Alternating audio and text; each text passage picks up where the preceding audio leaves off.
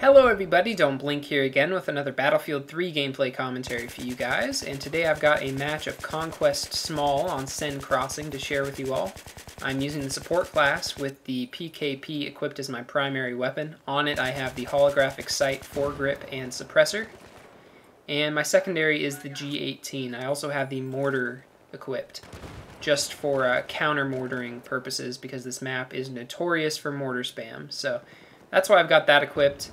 I don't think I use it in any of the footage that I'm actually going to be showing you, but I did have to pull it out once or twice during this match to dissuade some mortar users on the enemy team from continuing in their wily ways. So ever since the patch came out, I've been doing a lot better at this game, getting better scores, and having a lot more fun, and that last thing is obviously the most important thing, in my opinion. But in terms of doing better and getting better scores, that's nice for when I harvest footage to share with you guys. So hopefully you'll enjoy the new and improved footage. I've been using the suppressor a lot on weapons lately.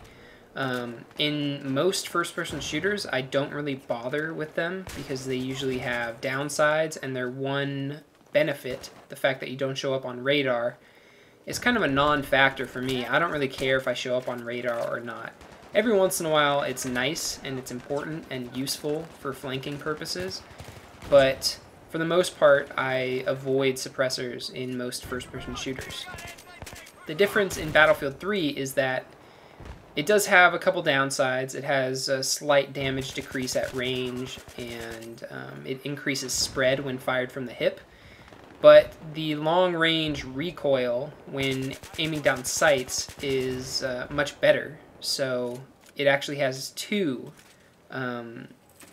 benefits to it, and that makes it worthwhile, in my opinion. So I've been using it a lot more ever since I discovered the full reaches of the suppressor's power, I guess you could say. And I've been having a lot of fun using it. And that guy right there, could you camp more, pal? But this Alpha and Charlie area in Conquest Small is always just crazy in terms of activity and carnage, especially this stairway right here. You really do have to be careful because it's really only wide enough for one person to go up or down it at any given time. So if you have a bunch of people on it at the same time and you want to go down and everyone else wants to go up, well, you're out of luck. So you have to be careful.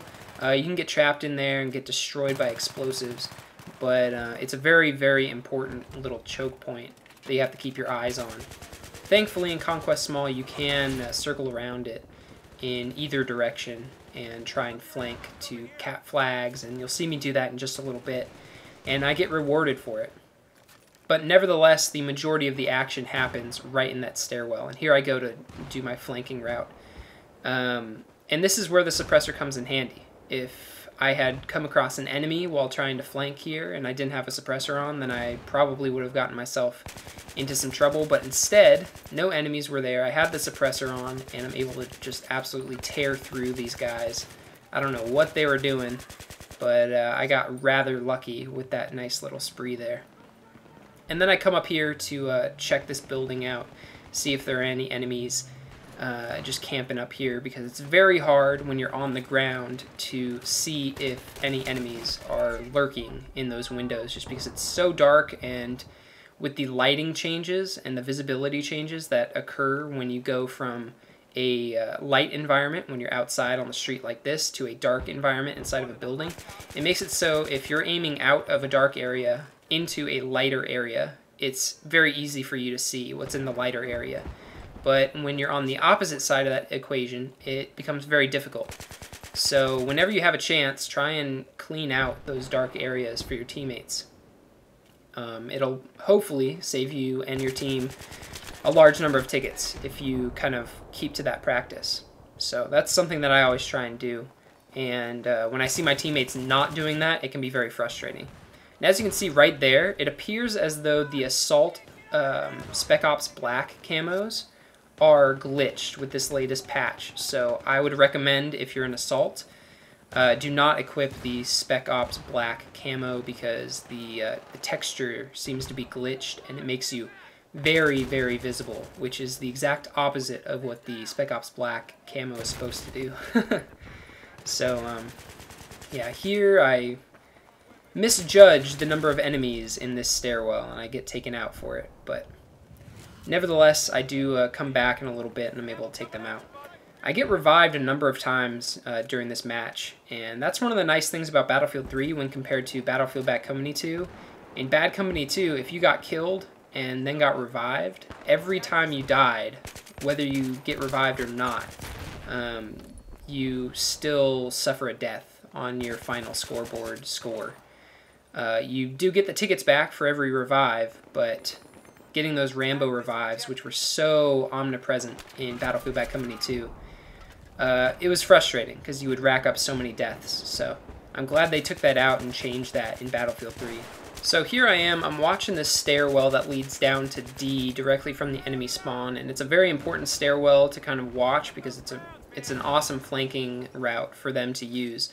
So you gotta watch this stairwell as well as the main road leading between C and D. Those are the two main routes that the enemy is going to take in order to get to the D flag. So this one is obviously very important. It's a very narrow choke point that you can watch. And you can kind of head glitch, which is a cheap tactic, I know. Especially in this game, it seems like the head glitching is some of the worst in any shooter out there. But, you know, you got to do what you got to do to secure the win, and they do always have other routes to take. But here I set up my bipod with my PKP, and the bipods did get a buff in the latest patch, which makes them more accurate when fired for longer periods of time. So don't be afraid to spray and pray with these things, especially when you've got them on a bipod. They become so darn accurate. Their spread just becomes so narrow and minimal that firing in bursts really isn't that big of an improvement over firing fully auto, if any at all. I'm not actually sure whether fully auto is better or not in terms of accuracy, but I'm not afraid to spray and pray in this game just because you do get those suppression assists, and suppression actually does quite a bit in terms of limiting the enemy's aiming capacity and visibility. So anyway, that's it for this video. I hope you guys enjoyed. If you did, please give it a thumbs up. I went 30-6, which I think is pretty darn good, especially for me, and definitely helps that this patch came out. I feel like I'm getting a lot better scores as a result. But that's it for now. Hope you guys enjoyed, and I will talk to you later. Bye.